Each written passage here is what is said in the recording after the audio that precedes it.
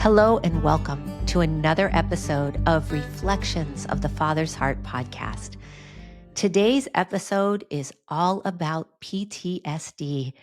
Isn't that a subject that we've heard a tremendous amount about? And I'm so glad that there's information out there about PTSD.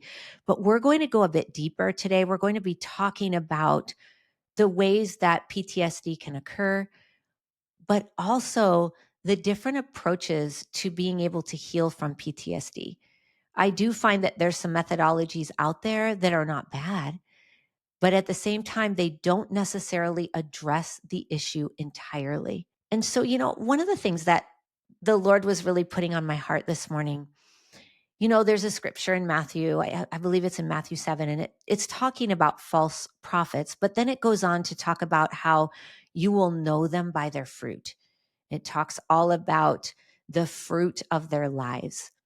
And even though this passage is in relation to discerning if somebody is a true prophet or a false prophet, the idea of fruit and the idea of changing the fruit that we're bearing is so appropriate when it comes to healing, when it comes to sanctification. A lot of times what I find is that the healing modalities that are out there may address the symptoms, but they don't necessarily get to the root of the problem and therefore do not provide the lasting change that we so desperately need. I liken it to, if I have this tree and it's a lemon tree, but I really want oranges. And so every day I go out and I prune those lemons. Well, I prune the fruit off the tree. And in doing so, momentarily, what do I accomplish? Well, I'm not producing lemons anymore. But guess what? Before long, what happens? That tree buds again. And then what do I get? More lemons. If I really want oranges, what I have to do is I have to go down to the very root of that tree. I have to pull it out and then plant the orange tree in order to have oranges. A lot of times when it comes to healing, when it comes to lasting deep change, I feel like a lot of the things that we're taught or are given are about as effective as pruning lemons off of a lemon tree. Yes, momentarily, we don't have lemons, but we really don't get the fruit that we're so desperately seeking. True healing should be a deep part of our journey in sanctifying. It should cause us to produce different fruit. And if we're producing something, if we're behaving in a way, or our thoughts are going in a way, or we're reacting to things, and it's not what we want something different, it's so important that we get curious and get to the root of the matter. The people that I have walked with where I have seen them develop really lasting change are people that are willing to look at what is behind the behavior. Now, I get that there are some pieces of our lives where we just need to have some surface change. I'm not against that. But so often when we're dealing with maybe a repetitive sin or something else in our lives that we really want to be different, the way we show up in a relationship, the way we show up in a friendship, the way that we show up at work, maybe the way we're waking up in the morning, it's so heavy and we want it to be different. If we want lasting change, we've got to get to the root of that behavior. We can't just keep pruning our tree and expecting to get different fruit. We've got to go all the way into the root. And that's what I'm going to bring to this particular episode with PTSD, because I find that a lot of the treatment out there may be symptomatic treatment, but it doesn't always get to the root. And if you don't get to the root, you really run the danger, particularly I find with PTSD, of having it come out later in a different way, often in a way that is an illness or something where it's affected health, and it often is much later that it comes out that way. So I'm going to be delving into that. So when we're talking about PTSD, it stands for post-traumatic stress disorder. Typically, you find that anytime we experience a traumatic event or even witness a traumatic event, then we are most likely going to have some degree of PTSD. Now, it's expected that that PTSD will stop after a short period of time. However, for some people, what happens is that it continues into their daily lives. It continues for months and even years, and their lives are greatly disrupted by the PTSD, and therefore they go into some kind of treatment to try to manage what's happening. So, what are traumatic events that we could experience that could cause PTSD? They're numerous. It could be anything from a car accident, it could be an abuse that we experienced as a child, it could be neglect, it could be seeing a parent abuse another parent, it could be seeing a death experience. There's so many things that can cause PTSD. The term was first coined when it was discovered that when soldiers returned from war, they often displayed these symptoms that completely disrupted their lives. I mean, imagine what some of our soldiers have seen in battle, in war, World War I, World War II, all of the other wars that have been fought over the years, the being in other countries, seeing the things of war, whether it's death, whether it's destruction, all of the things that can happen. Imagine coming back and then just trying to go into your life and into a normal life. Well, often what they would find is that these people would experience things like night terrors where they would wake up shaking and sweaty. They would have high levels of anxiety. It could be the smallest, seemingly smallest thing that would trigger this very anxiety ridden response. I know of one a veteran that was walking down the street and a car backfired and he hit the pavement. What was that? That was a reactivity to some kind of experience that he had been through when he was at war.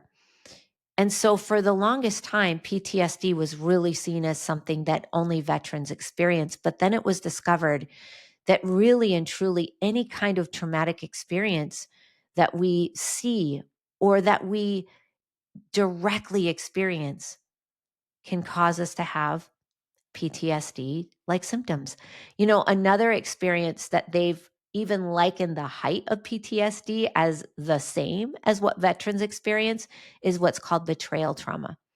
So if you're in a romantic relationship or a marital relationship and your spouse cheats on you or has some kind of sexual addiction, that kind of trauma. It's called betrayal trauma, can often have the same effect or implications as what veterans have when they return from war.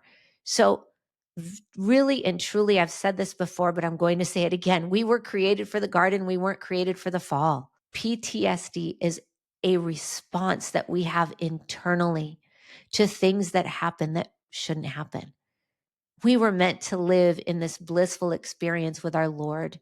We were meant to commune with God in the garden day in and day out. And because of the fall, sin entered the world and we experienced things that were and are outside of our original design. And so because of that, PTSD is one of the things that we can experience. Now, I would like to say though that a lot of times what I've seen is that PTSD label comes on and then it doesn't come off.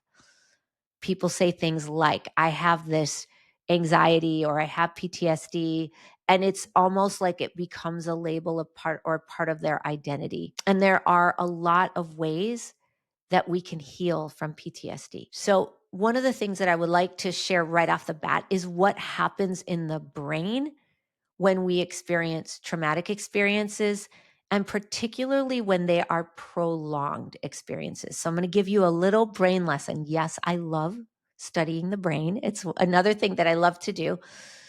And I do believe there's so much that we should learn and know and understand about the way that our brain works. But I'm going to balance things out in this podcast because I believe that where we live today, especially for those of us that are in the United States, we are in such an intellectualized society. And because of that, we tend to be brain focused over any other type of focus. We're very intellectualized.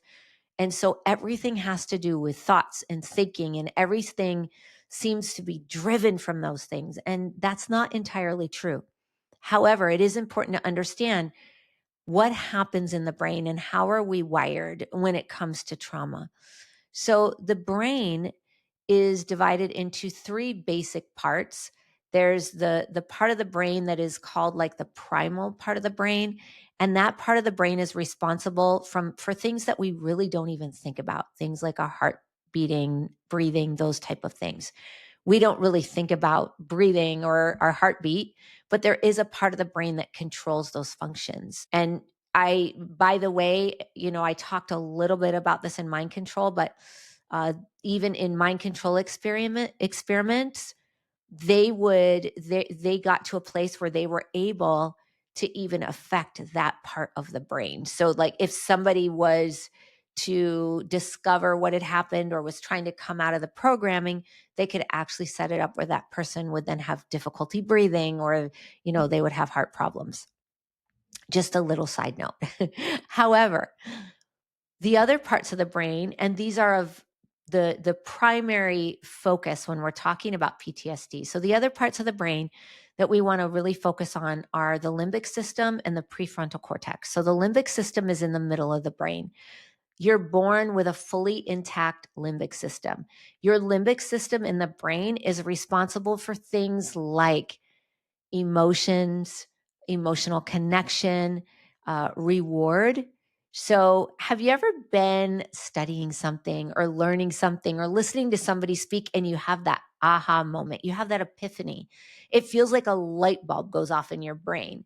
That actually is engaging your reward center. And the reward center in the brain is found in the limbic system. There are a couple of parts that make up the limbic system, and two of those are what are called the amygdala and the hippocampus. The amygdala is responsible for safety. So, the other aspect of your limbic system is that it is responsible for safety. Your amygdala is constantly monitoring your environment to say, am I safe? The hippocampus is the other part of the limbic system that processes memory. So, a lot of our responses, when we respond to things without thinking, happen in the limbic system. And by the way, this is just another side note, that reward center in the limbic system, that reward part, that light bulb moment, that epiphany moment that happens. So for those of us that have ever used drugs or, drank, a lot of times what happens when we're using is it lights up the same part of the brain as when we get that light bulb moment. So that's why that reward center is really wired as a learning center, right? That's why we get excited when we learn new things, when we grow. And so it's so interesting that that's the same part of the brain that gets lit up when people use. And so it makes sense why when they talk about, oh, they're chasing that high.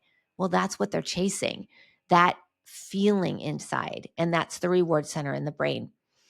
Now, the next part of the brain is in the front part. It's called the prefrontal cortex. And the prefrontal cortex is not fully intact when we're born. It develops throughout our young life and young adult life and is considered to be fully intact or fully grown when we're about 25 to 26 years old. Now, the prefrontal cortex of the brain is responsible for things like strategizing, decision making, impulse control. It's the very intellectualized part of our brain. And obviously, it is very important. So it's really interesting if you think about driving and your car insurance. Your car insurance rates go down rather, when you turn 25 years old. And the reason for this isn't because car insurance companies have studied the brain. The reason is because you drive better.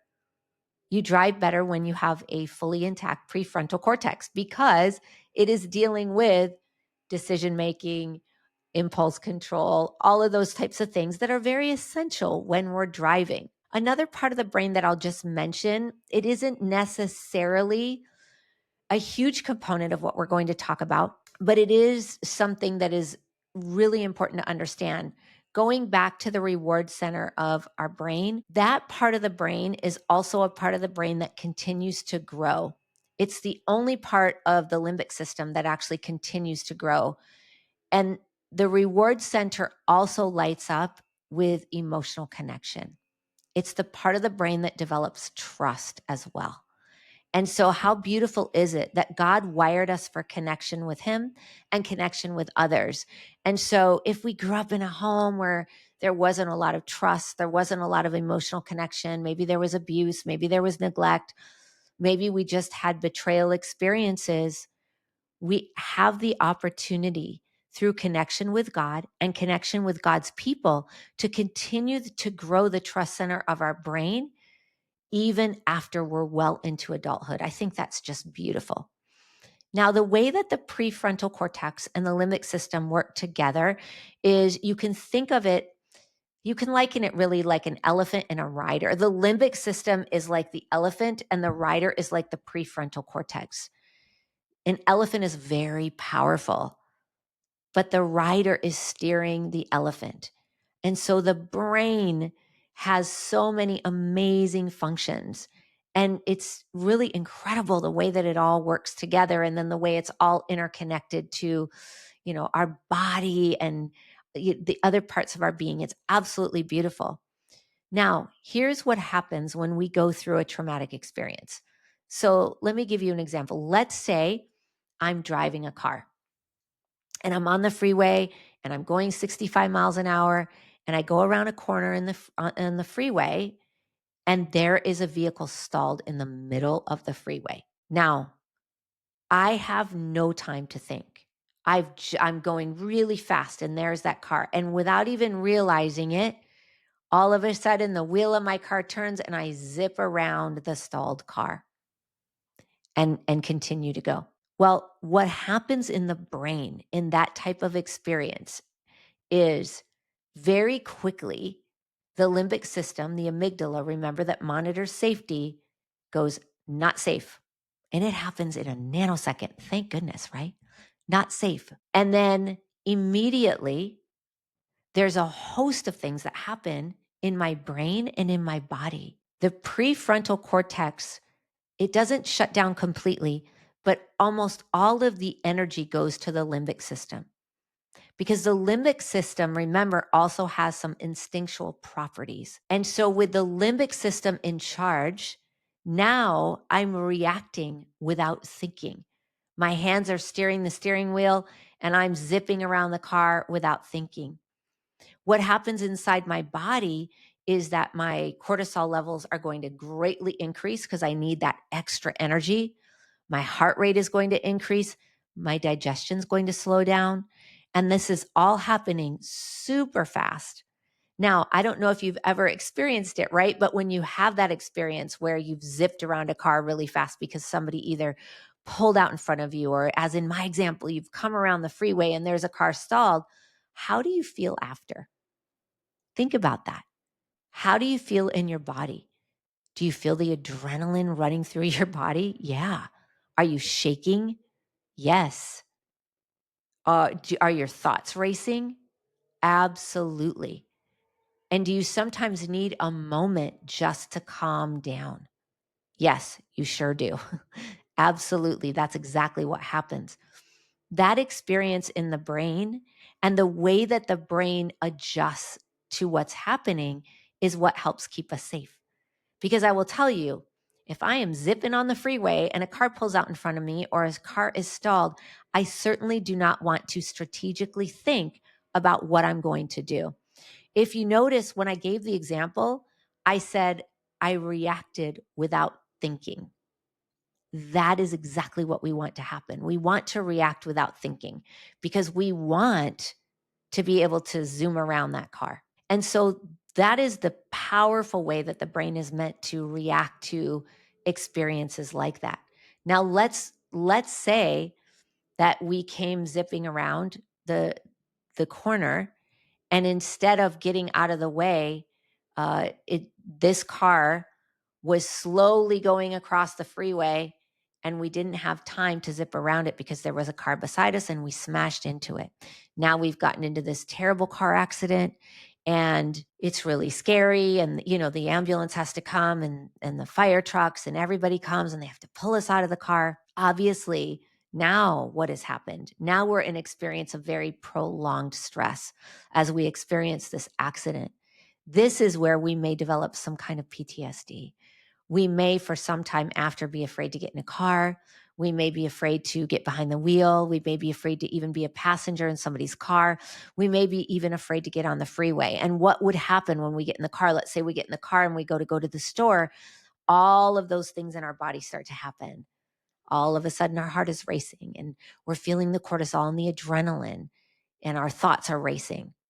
That's what PTSD feels like. And so I do a lot of training for people that have been through domestic violence situations, because in domestic violence, they're often in these very prolonged experiences of trauma. And so oftentimes when the victim does finally reach out for help, ends up at the shelter, or ends up in front of a professional, a lot of times they are not thinking straight. They can be easily agitated. They often are almost adversarial with the person trying to help them. And I help these professionals understand that that is because they have just been in a prolonged experience with stress and trauma. And therefore, they're not thinking right. Their brain isn't working right. Because here's what happens. That experience that I shared with you in the brain, where the prefrontal cortex is now kind of offline, the limbic is totally lit up, and the instinctual part of the brain is there, and the amygdala is going, not safe, not safe, not safe. The other thing that happens too is, remember, the hippocampus is what processes memory. The memory doesn't process the same. The memory actually it's almost like it lodges in the hippocampus and it doesn't fully process. And so it's stuck there. That's why people who have PTSD or have experienced really traumatic, prolonged experiences often report flashbacks. It's like they're reliving it over and over and over again, because the physical memory, the picture memory, hasn't processed all through the brain. So what happens is that when we've gone through these prolonged experiences with trauma, we can get stuck in PTSD. That's what's happening. The brain is literally stuck in the limbic's online, prefrontal cortex is pretty offline, the memory is not processing, the amygdala is now on hyper alert and is basically reporting back, not safe, not safe, not safe, for situations that may very well be very safe. That is, in a nutshell, what happens with PTSD, is that it's like being stuck in what should be a quick experience that is meant to get us to safety. You know, in another example, let's say I'm being chased by somebody unsafe. Again, I don't want to strategize. I don't want to be pontificating and thinking about it. I want to be running and getting to safety as quickly as possible. You know, I remember many years ago, it seems like a lifetime ago, but I have shared my story. There was an experience that I had where I had broken up with this guy. And this is when I was using drugs and I was in a really crazy part of my life, and I wasn't a Christian. And this guy broke into my apartment and, you know, tried to kill me. And it was a horrible, horrible experience. And one of the things that I've often talked about is that the second time that he broke in, he actually climbed up on this balcony, smashed through the balcony doors, and I was sitting at a table right there in the little dinette area, and there was a couple people there as well. I don't remember seeing him come through the doors. I only remember the sound, the crashing, because as soon as I heard that, and the way that I describe it is, it was as if my body and legs were moving and running, and the only place I had to go was upstairs, and he ended up tackling me on top of, you know, on the stairs, and it was this whole big thing. But that experience of jumping up and running, I didn't consciously think about doing that. I didn't think, oh, I'm hearing sounds. I think he's coming through the door. It was in a nanosecond. This experience is also why people have a hard time recalling traumatic experiences, particularly when we're children, because then we end up a lot of times in suppression because those experiences were too much. But the other thing that I often hear people talk about is that when they do recount or they do see pictures of traumatic experiences, they experience them or recount them as if they're an onlooker. It's like they've left their body and they're experiencing it as an onlooker, or the memory picture looks a bit grayed out or a little fuzzy. That is because of the way that the memory is processed in the limbic part of the brain when we're experiencing trauma. So, all of that said, it's really important to understand what PTSD and what is and what causes it. Now, I do want to say that we're talking about some kind of, bigger level things like, oh, there's been abuse. But, this can also happen in neglect too. If there is prolonged neglect, and it doesn't even have to be physical, it doesn't mean, oh, I didn't get food or I didn't get water. That is definitely a type of neglect where we could develop PTSD. It can also happen when there is a lack of emotional connection. One of the things that I'm really certain of is that when I was born, it was mom and I, and then my dad was in the Navy, and then dad returned from the Navy, and I was still pretty little. And it went from me and mom, and it's pretty peaceful, to, oh, there's this scary person in the house who's really angry. And my mother then very much neglected me. I would be left alone for hours. And so I did develop a PTSD, even though like I was fed, I was changed, but there was no emotional connection. It was like I had it and then it was gone. And so I developed this very deep stress related to abandonment. So there's all different ways that we can experience traumatic experiences that result in this type of PTSD. Now, what I have often seen in the treatment of PTSD is that it is seen as merely a function in the brain, and therefore a lot of times what happens is that people are put into some kind of treatment to either get the brain used to the experience. It's like you go over it and over it and over it again and again and again. And then it gets to be where you don't have the anxiety reaction anymore. And I'm not saying that I'm all against that, but I do want to say that in the people that I have worked with, and myself included, I do not believe just looking at it through the science of the brain is necessarily fully helpful. I don't believe that gives holistic healing. I think what can happen then is the trauma has still happened. And just because I get used to it doesn't mean I've processed it. I also know that there's treatments out there that are like brain change treatments, where you basically change the narrative of what happened so that you can relate to it differently, and therefore that will create some kind of healing. I'm going to say this. I know it may be a little controversial, but I don't care. I'm going to say it anyway. I believe that that's only going to give some temporary relief. Some of the most heartbreaking cases that I have worked with are people that have been through high levels of traumatic experiences, who have had those types of treatments or other ones that I will get into, and have basically disconnected from either their bodies or even parts of their minds, because it's like glossing it over. It's like trying to change a narrative that's already happened. And so in the moment, they may feel better. Like, oh my gosh, I don't have the anxiety anymore. And then they go on with their lives. But what I have seen happen, and I've seen it happen enough where I can say this with confidence, I have really seen this stuff then show up in their bodies, where they are like, I've seen very severe neuropathy. I've seen really serious unexplained illness where their, limbs are going numb, or they're not able to concentrate. They're not sleeping well, but they don't really know why. I have seen it show up in multitudes of ways. And I don't think it's healthy to just try to go in and change a narrative of something that's already happened. The scriptures are really clear. You will know the truth, and the truth will set you free. If you're doing things to change in your mind what has happened, it's going to come out somewhere else, because trauma isn't just an intellectual experience. I'm going to say it again. Trauma isn't just an intellectual experience. PTSD is not just an intellectual experience. It's a holistic experience. Trauma affects every part of us. It affects our heart, our soul, our mind, and our body. It affects every area of our being.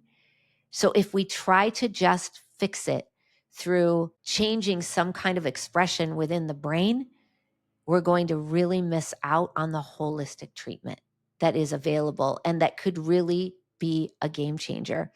The other piece that is highly overlooked with PTSD is the demonic. Whenever there's trauma, there's an open wound. And where there's an open wound, that is an attraction for the darkness, for the demons. No, you will never be possessed as a believer. It will not happen. But you could be severely oppressed. And yes, the demonic can really press in on panic attacks. At the same time, if you only make it the demonic without doing the healing, then you're going to miss out on that experience as well.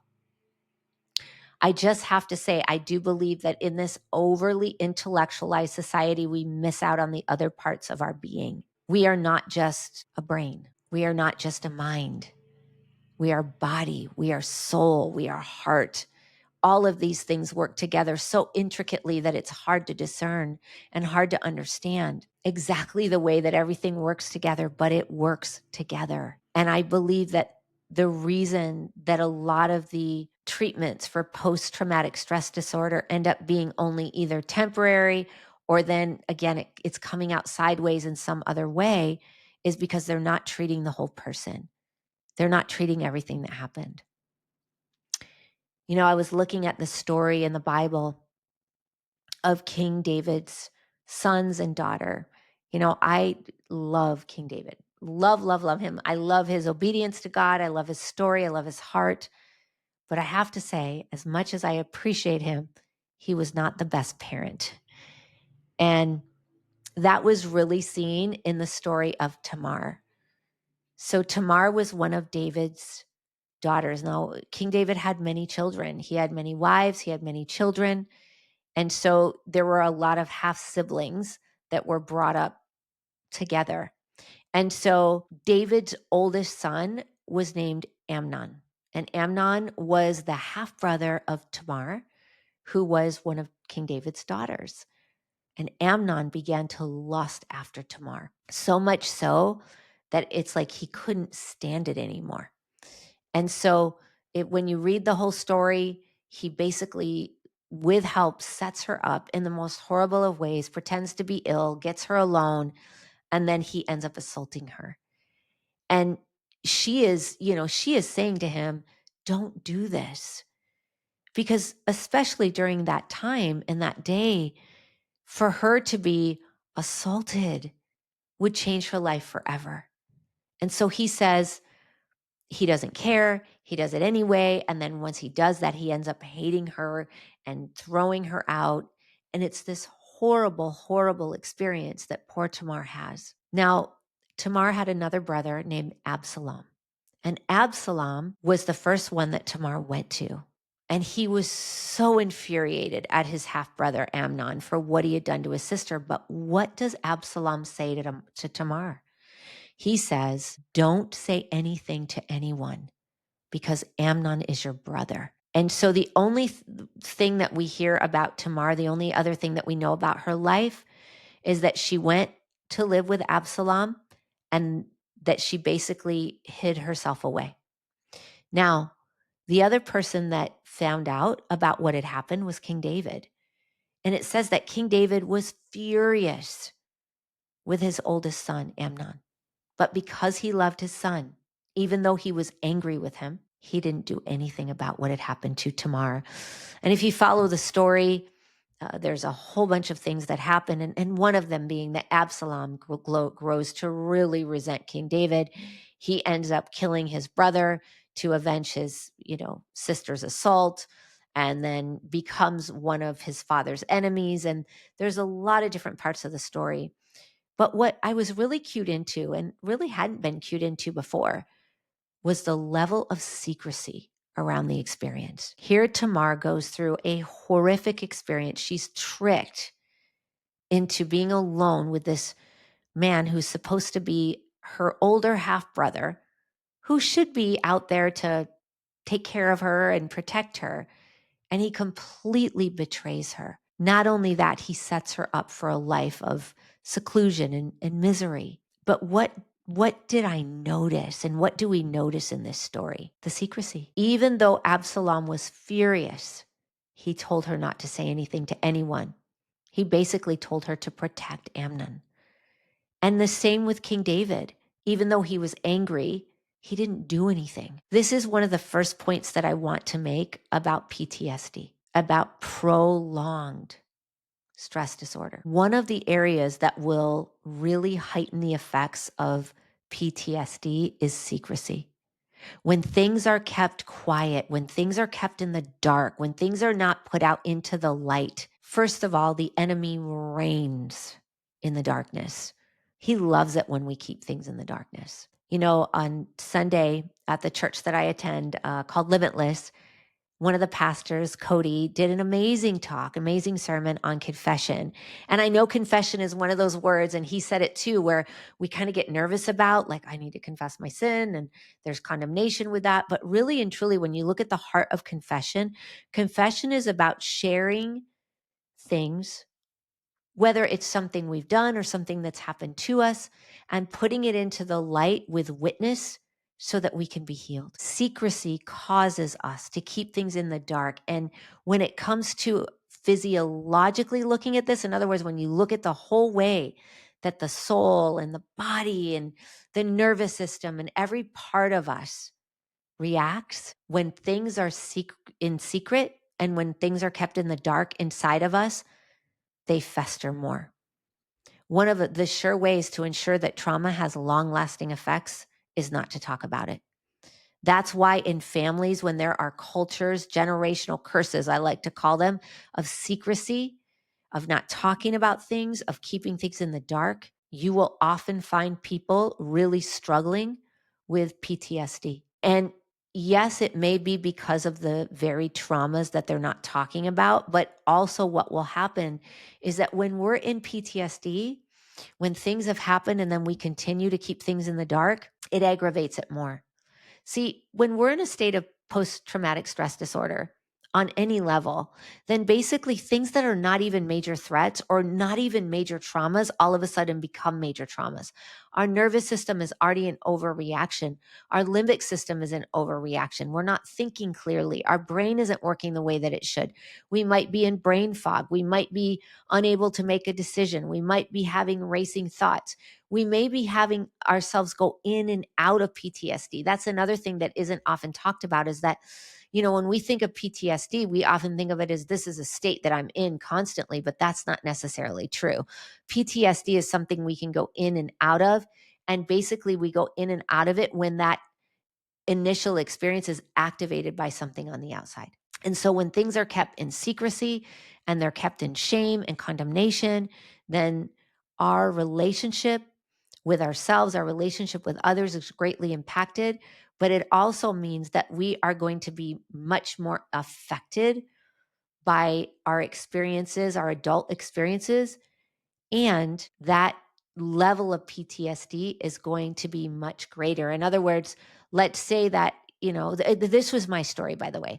A lot of things happened to me as a child. A lot of it was suppressed and buried. But part of the reason that it was so suppressed and so buried is because the culture in my home was very structured around image. It was very much about we have to look a certain way. We have to project this image that everything is fine, everything is good. And so no matter what happened in my home, it everybody around me pretended like it didn't happen. They acted as though nothing bad was happening when horrible things were happening. I was in and out of traumatic situations my entire childhood.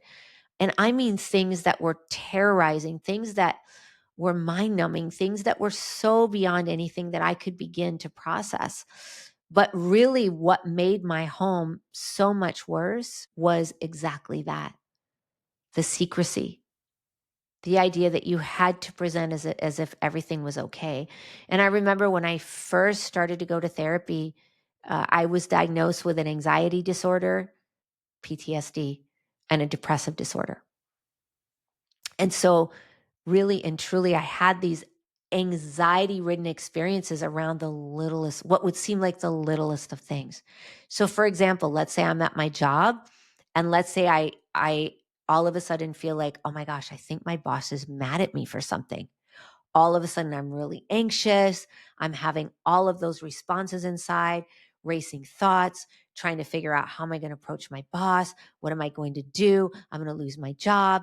It's like all of a sudden I'm in this ravaged state of PTSD over just the idea that maybe my boss was displeased with something. That's an example. Now, when I started to get open and connect and get honest about the things that had happened to me, that started to shift what was happening in my outer world.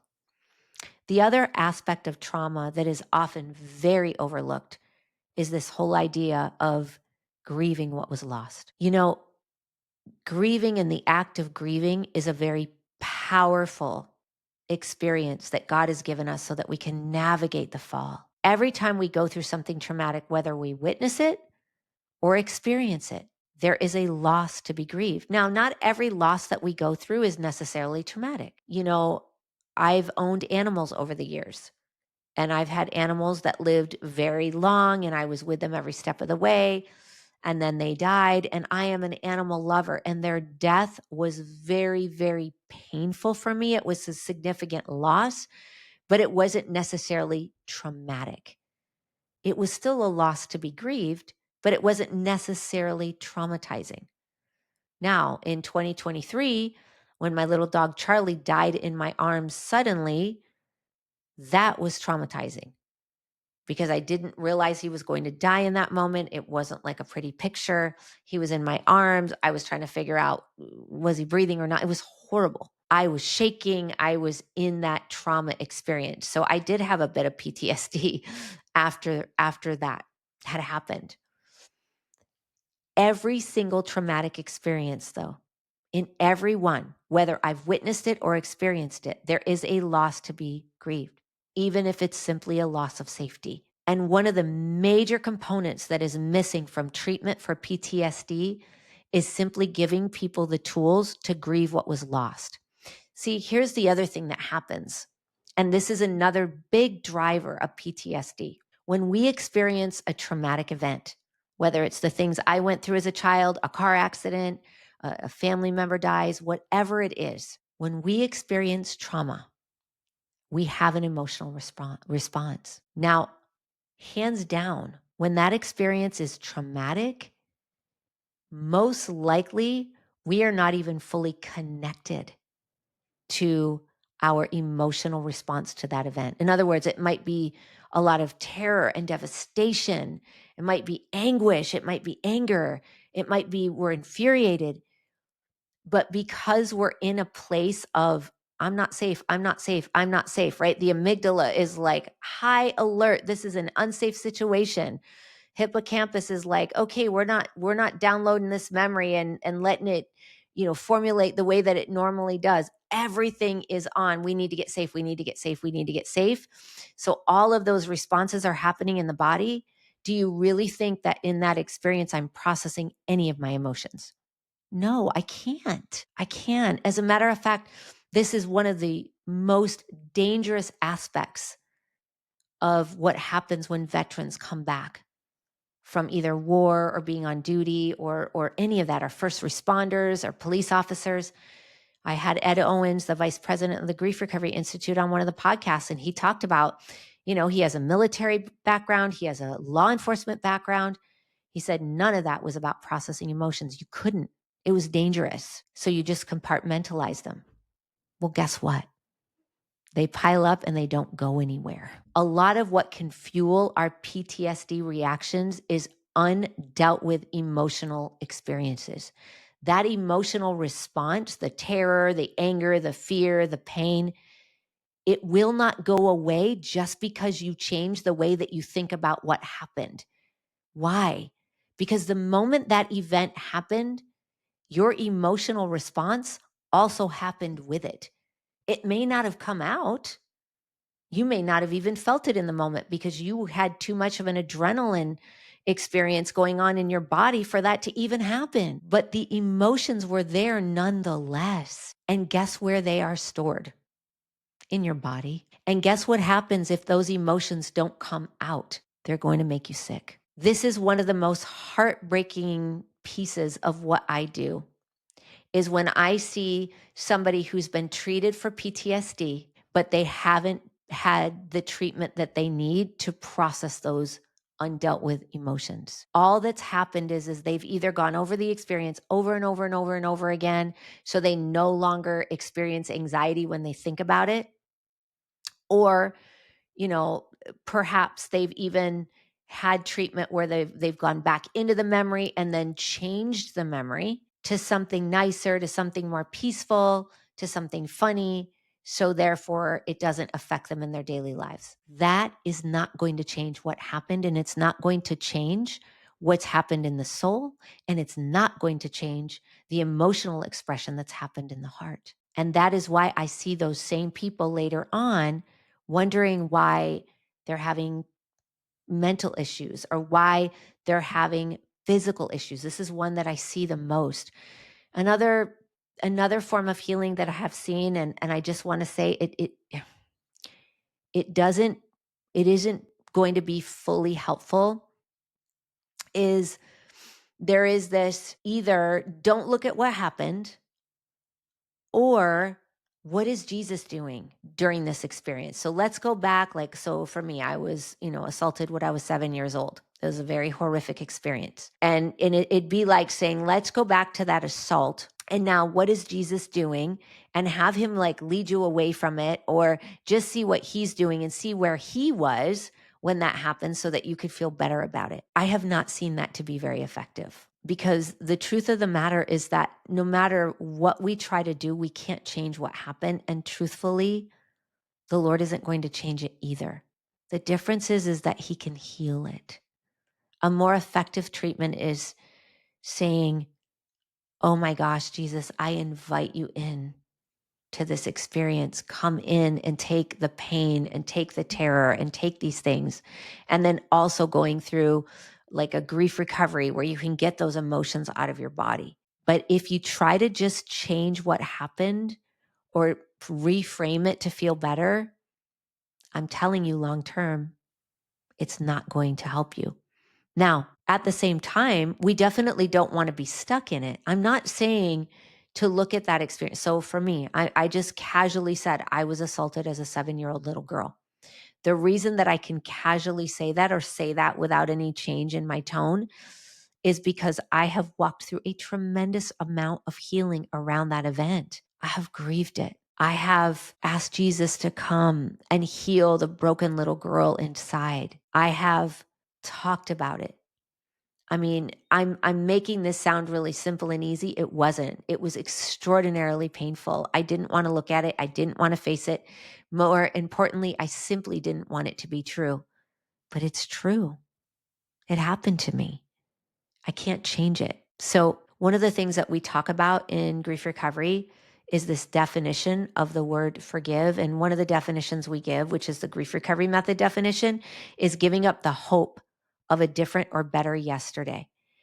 And that is one of the most powerful definitions I've ever seen. And I would like to add to it, so I can have a better today and a better tomorrow. So I'm giving up the hope of a different or better yesterday so I can have a better today and a better tomorrow. To really and truly heal from PTSD, one of the first parts of it is accepting the truth of what's happened. Trying to change your mind around what happened isn't really going to give you lasting healing. You will know the truth, and the truth will set you free. I had a friend one time who had a daughter who went through a really traumatic experience. And she reached out to me and she said, what do I do? And I said, well, she's going to talk about it a lot. She said, oh my gosh, she's talking about it all the time. I said, great. Keep her talking. Keep talking. Meet her where she is. She said, the other thing is she's afraid when we're driving in the car. She doesn't want to go in the car right now. I said, okay, you don't have to force her to go into the car. Talk to her about it. Continue to talk, process, keep talking. And she did. And then at one point I sat down with her and her daughter. And at this point, her daughter was really ready to share emotionally what had happened. And she talked about the experience and she said, I was so scared. And in that moment, she's tearing up. She says, in that moment, and her mom, of course, being her mom with the big mom heart, says, oh, honey, can I give you a hug? And her daughter says, no, not yet, mommy. And then her daughter goes, in that moment, I thought I was never going to see my daddy or my bunnies or my dogs, and I was never going to see any of you again.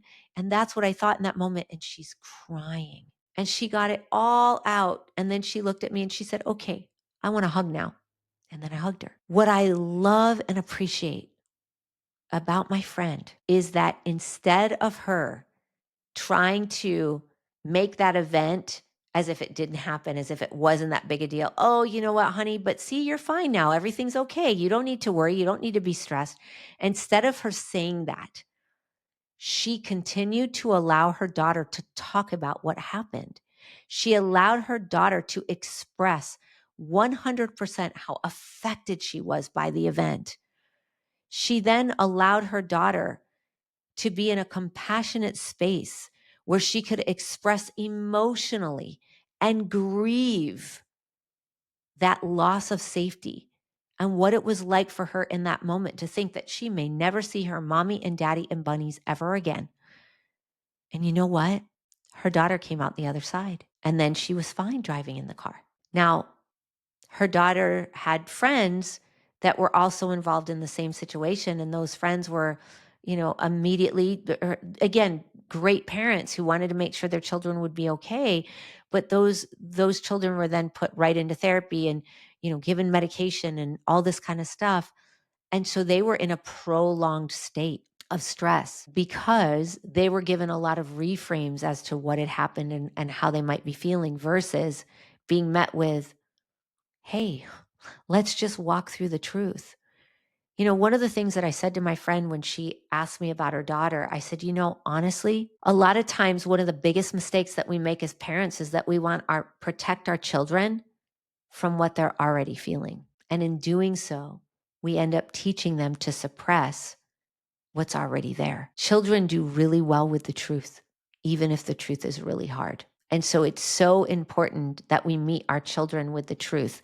And the same goes for us. When we share the truth in safety, it starts to lose all of that power. See, the challenge for me is that when I finally started to share about what had happened to me as a child, I made a big mistake, even though at the time I didn't realize it was a mistake. I went to my family because at the time, that's all I knew. I was in my late 20s. I wasn't met with belief. I was met with denial. It was actually re-traumatizing. What I needed was compassionate understanding, which I obviously got later on, and it was super helpful. So when we're sharing the things that have happened, or if we're, in that a whole idea of confessing, right? We need safe, compassionate witness. That is a step. Safe, compassionate witness is what takes things that are in the dark and puts them into the light. PTSD is often prolonged when we try to compartmentalize or we try to mitigate things that have actually happened and pretend as if they have not affected us the way that they have. Or we're so afraid of dealing with the pain of the matter, we try to find things around it. And so here's some of the things that you might find yourself having PTSD responses to that are not the norm. Like I gave the example of the veteran walking down the street and then the car backfires and they hit the pavement. That one seems really reasonable. But here's some things that you may not realize could be things that we have responses to. One of them is peace or contentment. So there are those of us that grew up in homes where there was volatility. So my home was like that. My father was very volatile. He could flip in a second. So he could be really calm and really personable and then flip in just a second, like a hair trigger, and then become very volatile, frighteningly so. And so what happened for me is that whenever it was quiet or peaceful, I would wait for the other shoe to drop. So sometimes we can bring that into our adult lives where if there's peace, if it's content, if things are going okay, we start to feel anxious. And some of the ways we may react to that situation is that we may end up sabotaging things so that at least we know there's chaos. It's like a form of control.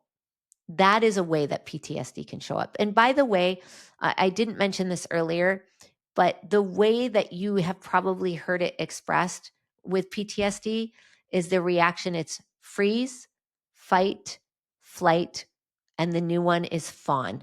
So freeze is I don't move, right? Or I freeze inside.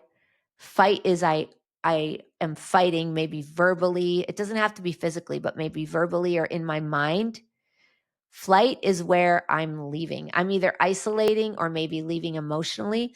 Fawn is what's known as people pleasing. So, another reaction that we can have in PTSD is this idea of people pleasing. So, all of those experiences that I gave you within the brain and within the body, that's how they show up is freeze, fight, flight, or fawn. So, peace or contentment can be one. Authority can be another. If we've had very severe experiences with people in authority, we may automatically experience an activator or a PTSD response just because somebody holds the position of authority, even if they're safe. So that can be another one. Another one is emotional closeness. So the idea of being close, that feeling of what we would call vulnerability or emotional closeness, if we've had experiences where we've been betrayed in a close relationship, or if we grew up in an avoidant home, then what can happen is that when somebody gets close, we can have a PTSD response. Another response can happen just simply in romantic relationships. If we've been through having somebody cheat on us, for example, that betrayal trauma, if that's not dealt with, that'll show up in our next relationship. I know we've all experienced it or heard of it where somebody is in a relationship, but they're overreacting in jealousy. Now, sometimes that can happen because the person themselves is cheating. And so they're being very jealous because if they're doing it, they think the other person is. But the other side of that is it can be a PTSD response.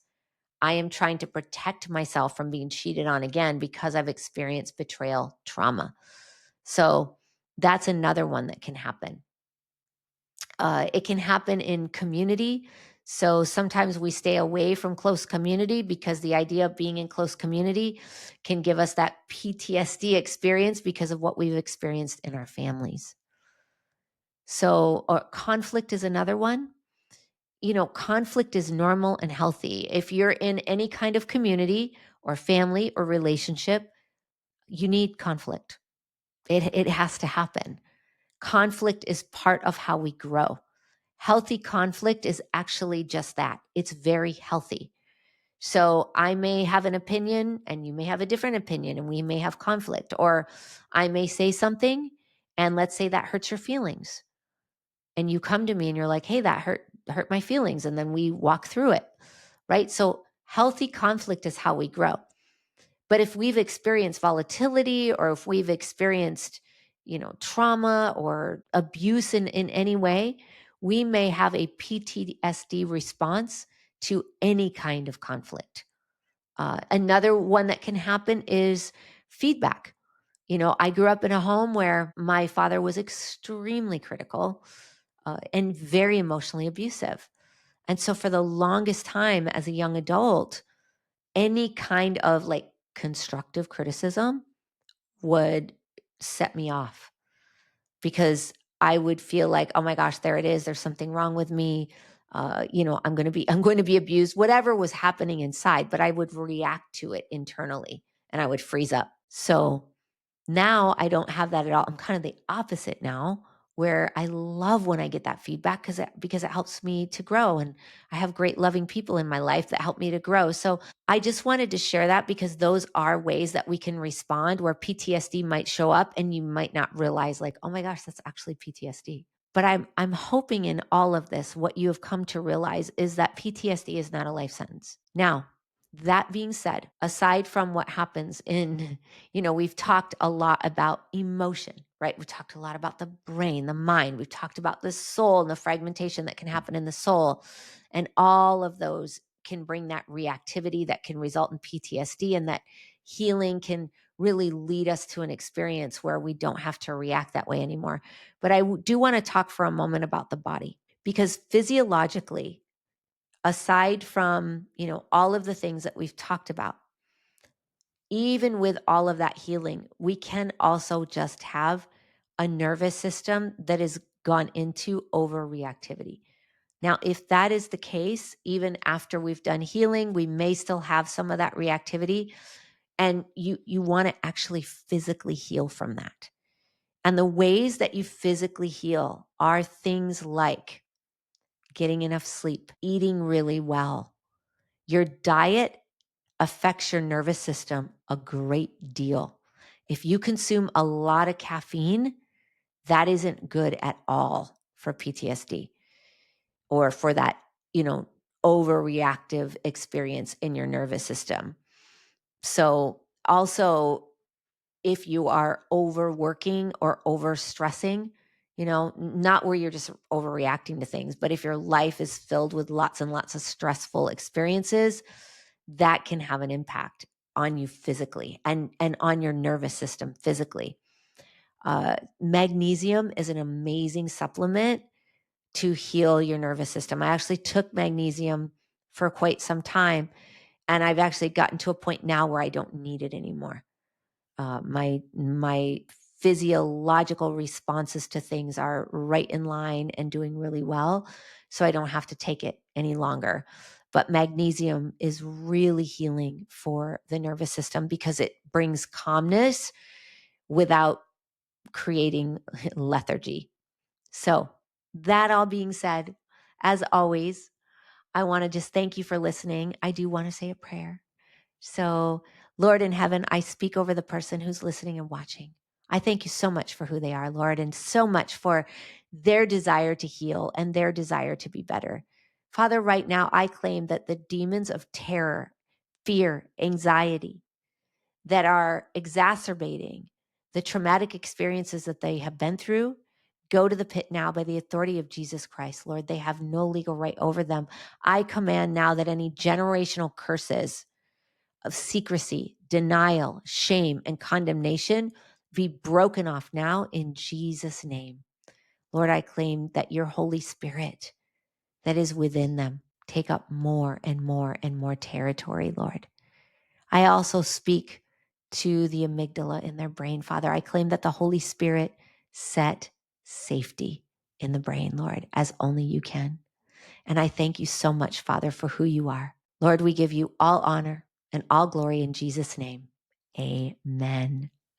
One other piece that I did want to mention for those of you who are interested in maybe further help with PTSD, aside from grief recovery, which I actually believe is one of the best tools that you can utilize towards PTSD, there is another one called havening. I know a lot of people are familiar with EMDR.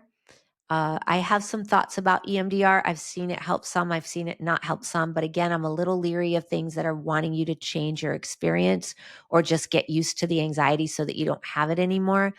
Though I know there are some professionals that do EMDR a little bit differently than that. So I would check that out.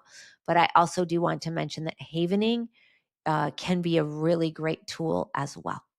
So thank you so much. And please like, share, and let's get the word out. It's an honor to be with you.